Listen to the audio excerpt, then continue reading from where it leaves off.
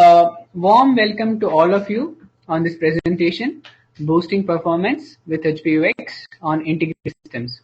This webinar is part of a series which intends to educate customers with the various innovations and the new enhancements that are being released as part of HPUX and Integrity platforms. For many customers, HPUX 11i v3 is an ideal operating system for mission critical environments. Often, the most critical applications which require the highest throughput possible are run on these platforms. Customers have several deployment options for mission critical applications and databases. There exists trade-offs that require careful consideration during planning and deployment phases. This presentation provides a brief overview on the various performance improvements that have been part of HPUX 11i v3 and that enable customers bridge the performance gaps for their mission critical business needs. Today's session covers the various tools and techniques to tune your system, various performance monitoring tools, few of the best practices, and then we dive into the core focus areas of file system, core operating system, Java, virtualization. Finally, we would also like to give you resources for further reading and for better understanding the new features that have been part of these releases. Before we enter into the presentation, we would first like you to take through one of the customer use cases which benefited by using the latest i4 integrity servers and also using the latest 3-PAR all-flash storage, and what did they achieve. This is regarding a customer called as Credit Information Bureau of India.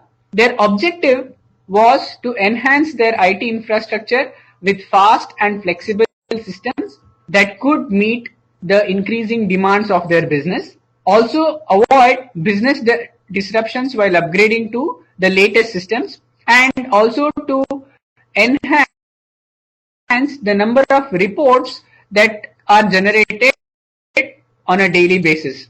This is because their revenue is totally dependent on the number of reports that are generated on a daily basis. So when they moved from their older platform to i4 blades with 3-PAR, along with the various improvements that have been part of HPUX and the layered products, you can see the outcomes. The processing capacity was increased by around 400%. They were able to cut their server and rack space in the data center by 80%. Also reduce their server and power usage by 55%. In spite of all these reductions and improvements, they were, if you look at the critical revenue part, they were able to increase their revenue by about 50% because they were able to generate 50% more reports per day when compared to their older baseline. So this is the kind of improvement that we are speaking and the kind of business relevance that you have by tuning your systems and getting the best out of them. With that, let us now look at the key customer issues and how products from HPE help you achieve or address them.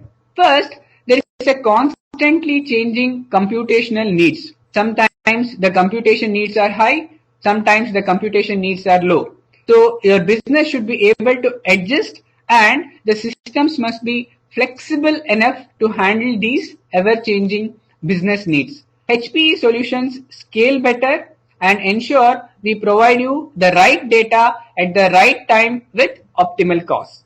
Next, in mission critical environments, there is always a need for business continuity and options to reduce downtime. Solutions from HPE increase fault tolerance and migrations can be done online, thus reducing planned and unplanned downtimes as well.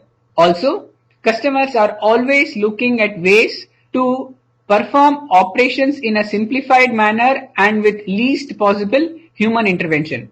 Newer releases of HP products are always aimed at improving the experience and easing the use with easing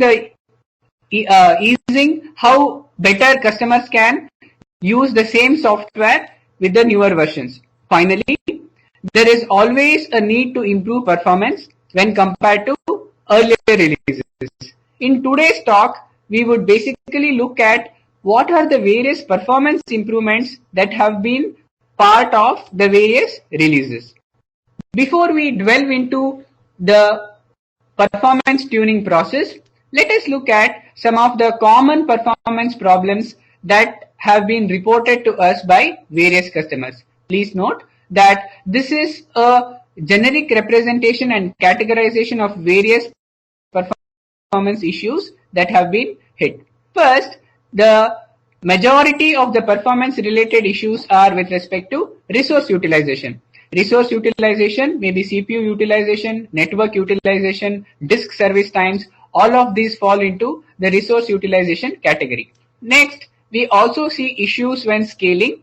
Like let's say when you move from 8 cores to 32 cores or 128 cores, what are the kind of issues that we hit and what are the scalability issues that are encountered. Then we also look at the various metrics. What is a metric? So a metric is something defined either by the application or defined by the customer. These metrics help them achieve their business needs. We also look at issues with respect to response time or latency.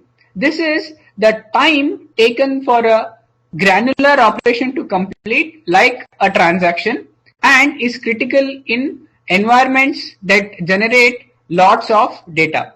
Finally, we also look at throughput issues. Throughput issues are generally either benchmark results or some of the customer homegrown applications which expect certain kind of throughput. So this is the large distinguishing factors on what kind of issues are generally categorized as performance problems.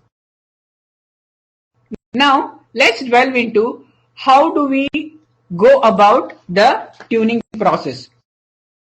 First, you will have to define a problem. So how do we define a problem?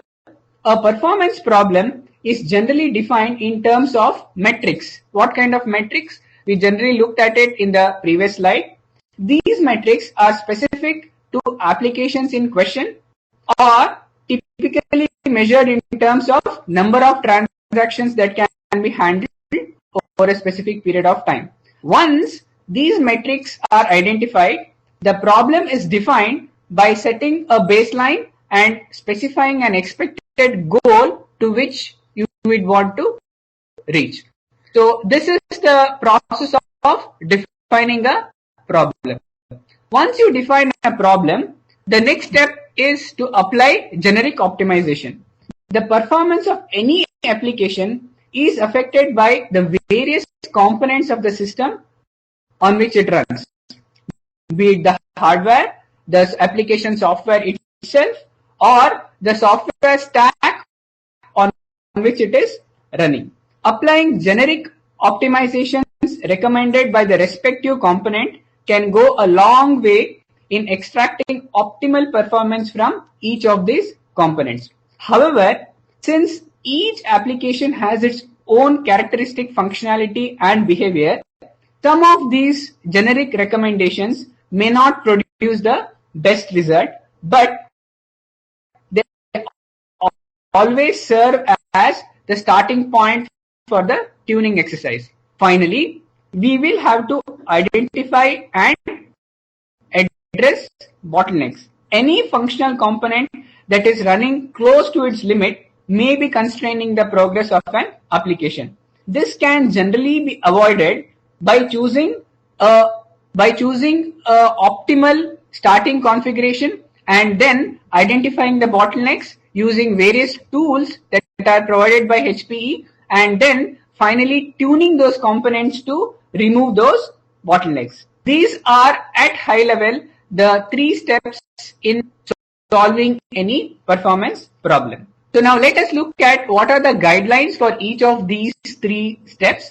First, when you define a performance metric, define it in terms of response times like OLTP workloads, seconds needed per transaction, disk service times, network service times, and the kind of SLAs that your application needs. Then you can also define the metric in terms of throughput, such as the time needed for backup jobs, the time needed to complete batch processing and data warehousing as well, the amount of data transfer that is expected through a storage array, the number of transactions per second that is expected for your business application. So these are general metrics which fall under the throughput category. Finally, you can also define goals for scalability and also define application specific metrics that you want to reach. Once these performance characteristics are defined and identified,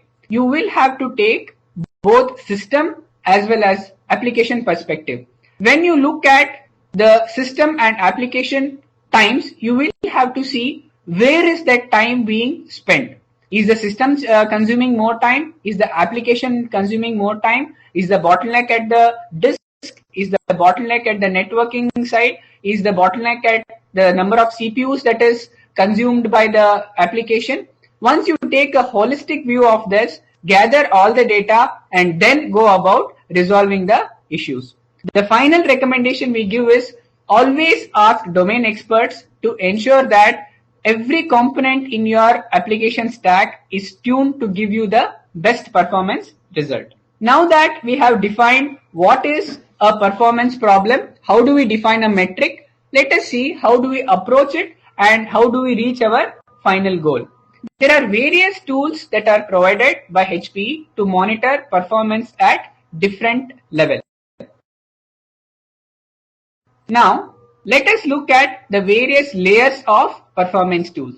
When you want to have a holistic big picture view of your system, use Glance. This is just one of the tools that are available.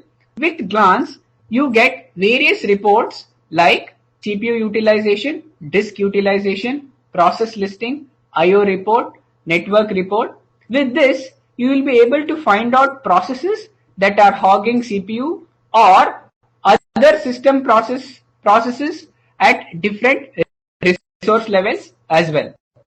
So once you have the system level view, you can go a bit closer with tools like Caliper that help you monitor a specific application. The advantage of Caliper is that it can monitor any application that is compiled for Integrity platform and also provides you opportunity for tuning and resolving bottlenecks. Once you have the big picture view, the application view, then you can go to component specific tuning with various kinds of tools that are provided by the specific components. Some of the examples are, for Java, you can use HP JMeter. For all operating system kernel tunables, you can use TuneN tools, and for VXFS specific tuning, you can use VXFS start. Again, please note, these are just few examples and there exist multiple tools for specific components. Here is just a sneak peek on the various tools that we have that HPE offers. For example, Glance is provided to customers under the SKU B3701AA. This is again a performance measuring tool. Please note that this is a licensed product and not available for free download. Although it is by default included in VACOE, HAOE and DCOE of HPUX 11i-v3.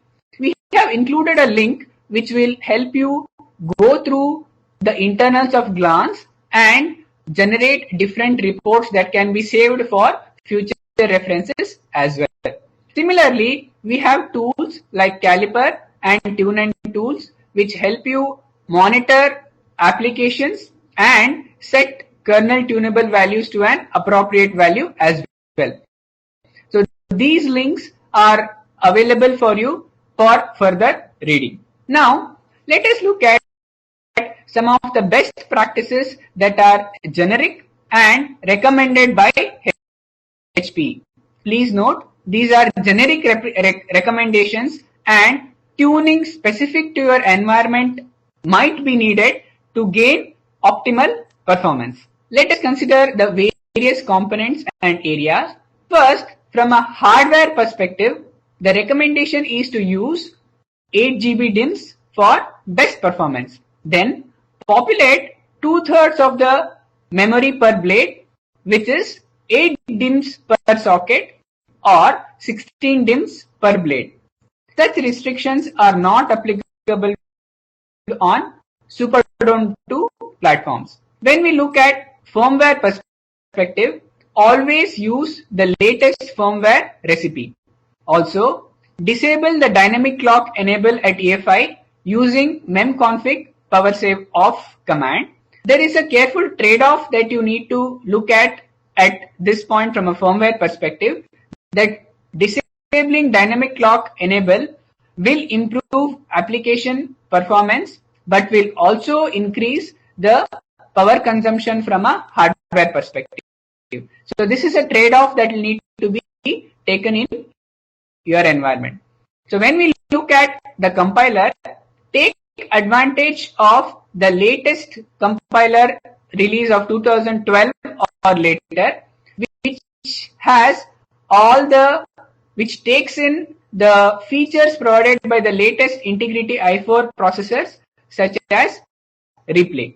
So when you compile applications using latest compilers available, they are designed to take advantage of the various hardware specific features and leverage them to provide better performance. So once we looked at it from the hardware, firmware and compiler perspective, let us also look at it from an operating system perspective.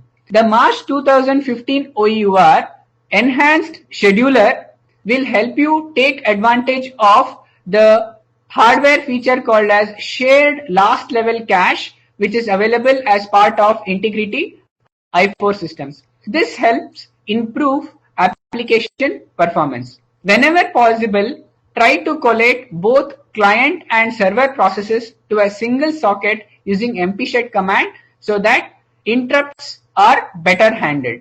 If your application is using large pages, tune the base underscore page size tunable to either 8 or 16.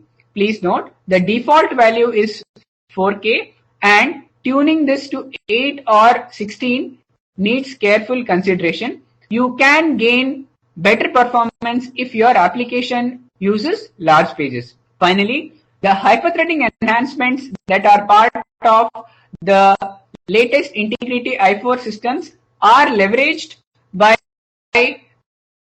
the operating system, which will ensure you have at least 15 to 30% application performance based on the kind of feature that can be leveraged for your application. So these are the generic recommendations with respect to hardware, firmware, compiler and operating system. With this, let us also move to some of the performance tips that are provided with respect to Oracle. On Oracle, ensure that you always enable NUMA optimizations. Configure socket level memory and interleaved memory in the server to get the maximum benefit of locality optimized resource alignments in i4. Always ensure your system memory is optimally loaded on the blade. Some of the loading guidelines are available in this link that will help you to understand what is an optimal loading on SD2. Again, when you have Oracle in your environment, start with tune and tools, which will look at the various parameters on your system and also provide you with guidelines on what kernel tunable should be set to what value.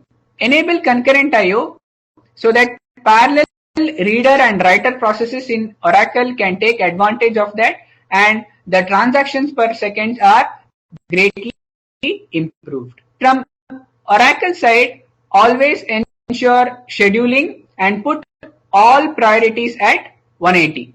Below link also provides specific recommendations from Oracle for HPUX 11i v3, which will ensure you get the best performance when you run Oracle on top of HPUX 11i v3. So these were some of the generic recommendations that HP provides with respect to hardware, software, and ISV applications. With this, let us now move to the focus areas for HPUX. If you consider system performance at the heart, there are various components which provide its significance for improving system performance. The hardware aspects will be covered later, and monitoring tools are continuously evolving to match the changing needs of the newer software versions that are released by HPE.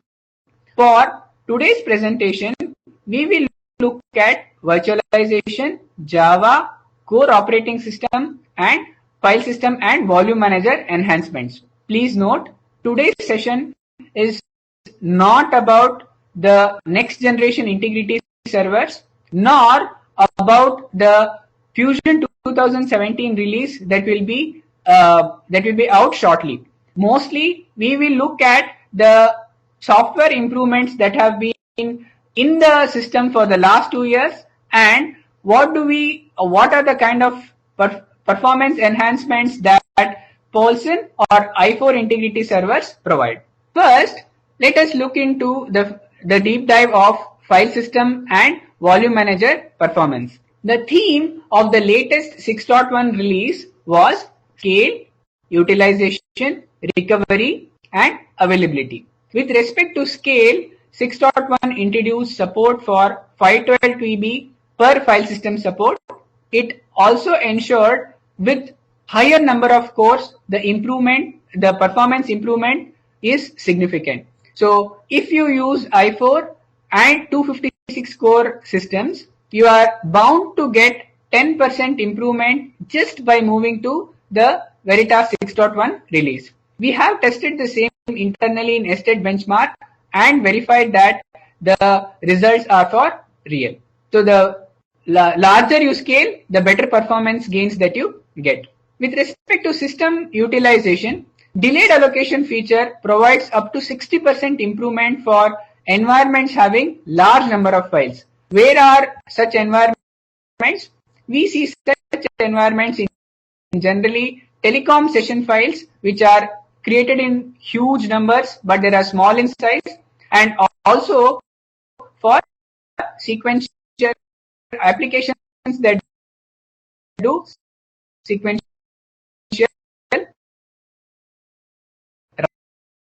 writes. With respect to recovery, 6.1 has features which enable faster mirror operations, which ensure the synchronization between the primary and secondary copy are much faster, and the amount of time to back up your data and copy your data is also significantly reduced. Finally, with respect to availability, faster boot and disk root times ensure that cluster formations are faster and your service guard clusters have much higher availability. There are also reduction in maintenance windows due to new features like CVM IO shipping.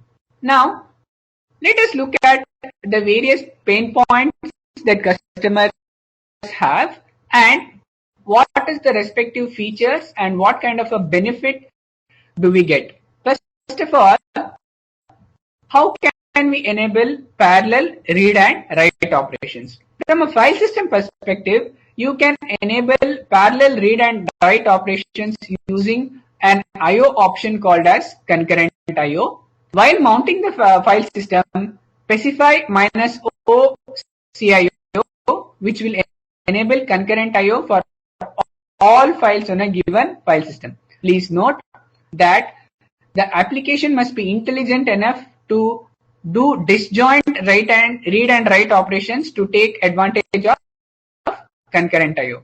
What do we achieve by this?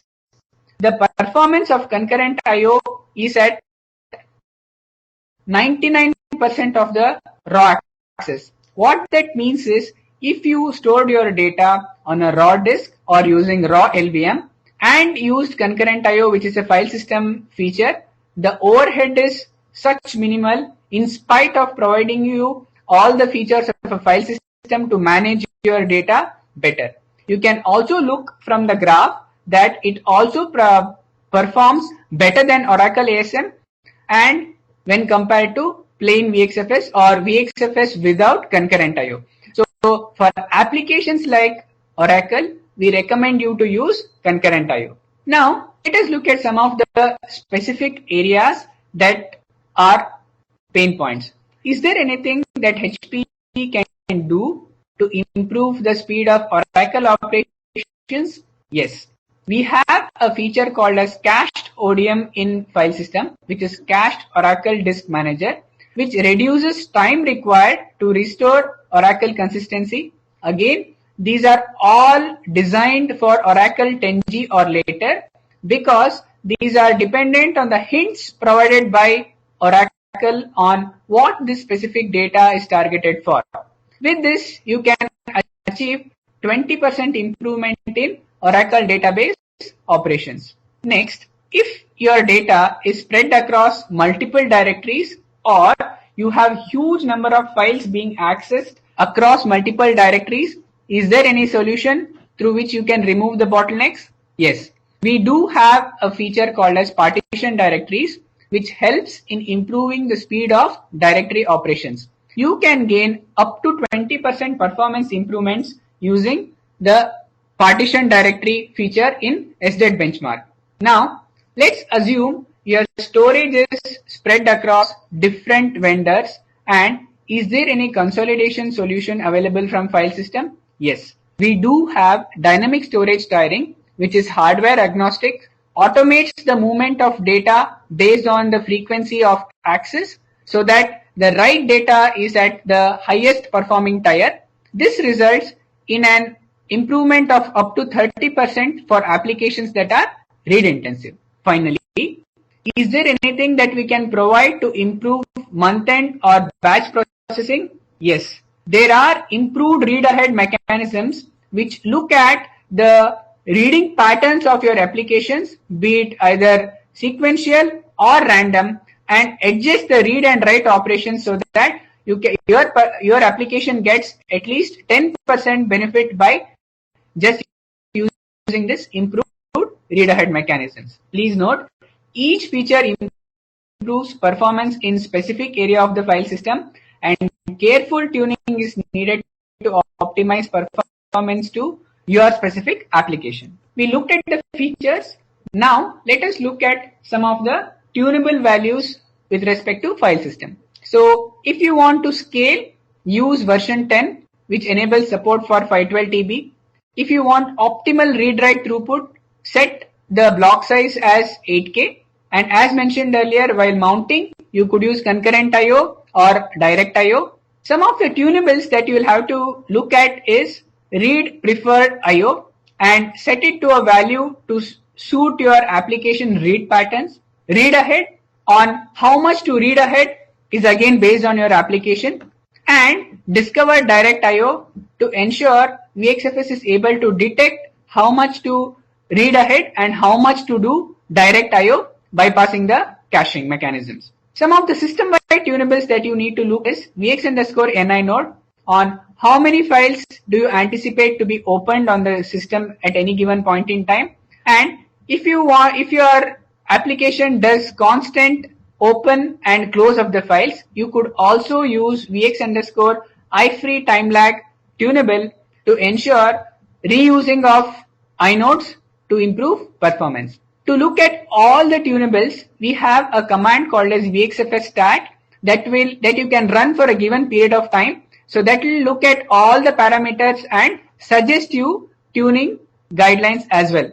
you can use the vx-tunefs command to then set those values to an appropriate recommendation. Now, let us look at performance from a core operating system perspective. First, we look at the various improvements that were part of the March 2015 OEUR.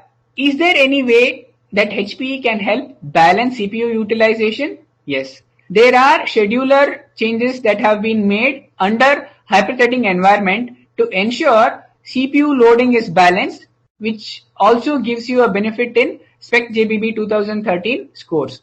Please note, although the experiments were conducted with Spec JBB 2013, similar improvements are also expected with Spec JBB 2015 standards as well. Consider your applications are spawning multiple large processes and exiting. Is there anything that the operating system can help with that? Yes. There are fork and exec system calls improvement that have gone in the March 2015 OUR, which help you achieve up to 35% improvement for CPU intensive workloads. If we consider ISV applications like SAP, is HP working with them and tuning the kernel to match their expectations? Yes. If your SAP application uses large shared memory segments, the enhancement to purge group and purge large pages helps you achieve up to 15% improvement for SAP applications using large shared memory segments. Let us move on and look at what are the enhancements that are part of the March 2016 OUR, which is the latest. For operations like FTP, send file, we need network file transfer, and in such cases, improvements here for files ensure you can gain up to 40% improvement with micro benchmarks. If your application has large number of inter-process communication, there is an enhancement available for that as well. So with that, you gain improvement for sys5 message queue operations and also prevent spikes during heavy loads.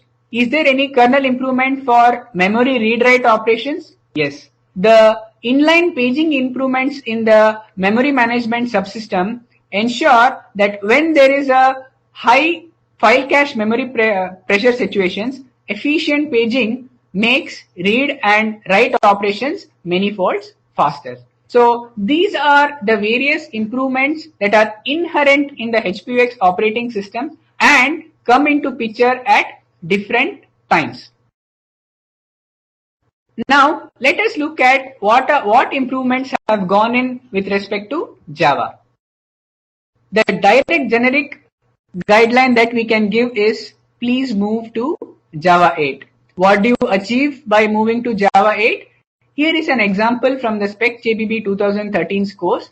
If you were achieving X performance on Java 7, just by moving to Java 8, out of the box, you will get 1.8x performance improvement on max JOP scores. If you look at the critical Java operations, if you are getting X performance currently, just by moving to Java 8, you are destined to get at least 3.91 times the performance of what you were at with Java 7.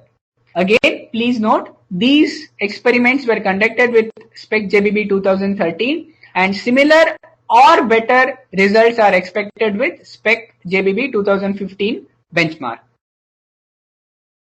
So what is special in Java 8 that improves the performance? First, JVM was consuming more CPU cycles, so we have optimized the JVM engine to ensure that the Java applications are compiled with better PBO optimizations. Then applications having large, huge data footprints have been optimized to ensure better performance with respect to the benchmarks, and frequently shared Java APIs are now cached to ensure that the Java API operations are faster and provide your applications with faster APIs. Now, let us look at the various tools that are available for tuning Java. We have various tools like Java out of the box, Java HP config, HP JMeter. These give you various kinds of features like configuring tunable, configuring kernel tunable parameters, uh, identifying needed system patches, measuring performance, diagnosing problems, profiling. We have given you links for each of these tools so that you can go through them and use the appropriate tool that best suits your application. Again, please note all these tools look at the heuristics based on your application run and suggest kernel parameters to get optimal performance. Now let us look at virtualization and what kind of improvements have gone in virtualization that help you consolidate better. So before we go into the improvements, let's look at the various scenarios and the consolidation solutions that are available for you. If your workload needs native performance, the virtualization candidate is NPARS. If you want near native performance and higher abstraction, the virtualization candidate that you can use is VPARS version 6. If your workload is on older HPVM version, use Integrity VM version 6. If you have either PA or IA workloads which were running on 11i v2, you can either move your IA workloads to Integrity VMs or use HP 9000 containers for your PA workloads. And if you have older IA workloads, you can consolidate them using Integrity VM and secure resource partition containers as well. So what do you gain or what are the pros of each of these solutions? The solutions which are at the bottom of the stack provide higher electrical isolation and performance. The solutions that are at the top of the stack provide better consolidation and better investment protection as well. So what enhancements have gone into virtualization? First, one of the key pain points that the customers reported to us is the overhead memory consumed by either the virtual partition or a virtual machine. So the theme of the HPVM 6.3.5 release was to reduce the memory overhead as much as possible. So the graph on the left side shows you how much overhead memory was consumed on the 6.3 release and how much memory was consumed by an equivalent configuration on 6.3.5. So you can look that as the size of the guest increases or the size of the virtual machine increases, the overhead memory consumed also increased in 6.3 release. Whereas in 6.3.5, the amount of overhead memory consumed is almost remains constant in spite of scaling to such large configuration. What that means? It gives you 33 times in the amount of memory overhead for a virtual partition. On the right side, you have an equivalent comparison for virtual machines. So you can look at the differences between the 6.3 and the 6.3.5 release. The amount of overhead memory reduction. So you can look at as the course scale, the amount of memory overhead also improves. So you can achieve up to 50% reduction in virtual machine memory overheads. How does the new virtualization software combine with the latest Integrity i4 servers? Here is a comparison for you. So from a virtualization perspective, we have looked at the accelerated virtual IO, which is the IO part, and direct IO, which is the networking part. So if you look at the virtual partitions and virtual memory, you can expect to gain anything between 30 to 45% improvement in the transactions per second when you move from I2 to I4. Also, if you look at the scalability aspects, you can see that the difference between 6.2, 6.3 and 6.3.5 versions, the amount of transactions per second that each of these releases provide, and you can also look at the improvements that are gained by scaling higher. So better scalability is achieved with higher number of cores. This again maps to the 4 critical business problems that we talked about in the beginning, that is changing computational needs, scalability, and improving ease of use as well. Until now, we looked at all the software aspects. Now, let us quickly go through some of the hardware aspects as well and look at how much performance gains can you achieve by moving to Integrity i4 servers. At high level, you can achieve significant benefits on the amount of cost it takes to own any of these series of HPUX Integrity i4 servers. You can expect 3 times better per core performance, 33% lower total cost of ownership, and up to 21% lesser power consumption. These are the claims from HP. Let us look at what external world says. So there was an white paper from IDC which says that if you look at a 5-year ROI, customers can have direct benefits of 325%. They can lower the server footprint by 28%. Only 4 minutes of unplanned downtime per hour. What these means to the customers? It leads to an increased productivity for non-IT employees by providing better application availability and time for increasing productivity. So here are some of the quotes from our customers on how efficient the new HP i4 servers are and what did they achieve using or by moving to the latest Integrity hardware. We would also like to show a comparison between what is the benefit you gain by moving to i4 or the latest Integrity servers. The comparison bit on the left side is per core performance between Integrity Superdome of Montvale combined with EVA 440 and the similar configuration on Integrity Superdome 2 with i4 and all-flash 3-par array. You are expected to gain at least 2.5 times better performance. What this means? You have 104% return on investment, much lesser Oracle DB cost, and reduction in the license requirements for Oracle as well. So how do we compare when we just move to the one previous version? Again, if you look at the Superdome 2 i2 Integrity servers and compare them with Superdome Integrity i4, you are expected to double your performance, or you will get 2x the performance of what you were with respect to i2. So with this you can see how moving to latest i4 servers help you achieve better performance and reduce your Oracle license requirements as well. In summary, this is what we would like you to take from today's presentation, that the latest HPE Integrity i4 servers help you achieve higher performance and significant TCO savings.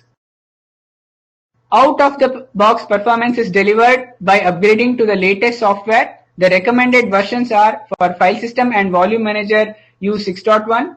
From Java perspective use Java 8. From Integrity virtual machines use 6.4 version. And from an operating system environment perspective use the latest available March 2016 OEUR. Finally, tweaking and tuning always helps. Please note, tuning is always specific to your environment. You will have to define what is your business need and work towards achieving the goal. There are various tools available at various levels to help you identify the performance bottlenecks and remove them as well. Finally, what does HPUX as a platform provide? This provides improved application performance, exceptional data integrity, ease of deploying newer HPE Integrity servers, and ever-increasing stability with newer generation hardware. Please note, this webinar was just to provide a high-level overview on the various performance improvements, and we are sure you would like to read and know more about them. HP has created a HPUX channel that hosts video on various HPUX subsystems and is an attempt to make things simpler for you. We request you to subscribe to our YouTube channel to get benefited from the various videos that provide exceptional knowledge on the various features that are newly released. Here are some of the links to the white papers on various subsystems that we covered today, and these are specific to performance and give you guidelines on various scenarios and what to tune in each of these components, along with giving you various tunable values that will help get optimal performance from your existing infrastructure. We also would like you to give a quick sneak peek into what is coming as part of the next webinar. The next webinar is on a tool called as Oracle Database Performance Profile. This tool helps to uncover performance bottlenecks that inflate Oracle license and support costs. This is conducted at no charge for qualified customers. It generates reports from existing AWR data to minimize impact to Oracle production environments also. So you can be rest assured that it is not intrusive, and it also provides a detailed ROI for refreshing Oracle infrastructure. We thank you for patiently listening to this seminar and hope that it provided a view on performance tuning techniques, tools available, and improvements that are part of various HPUX components. If you have any further queries, you can contact hpux.connect@hpe.com, and we will be glad to help you in any manner we could.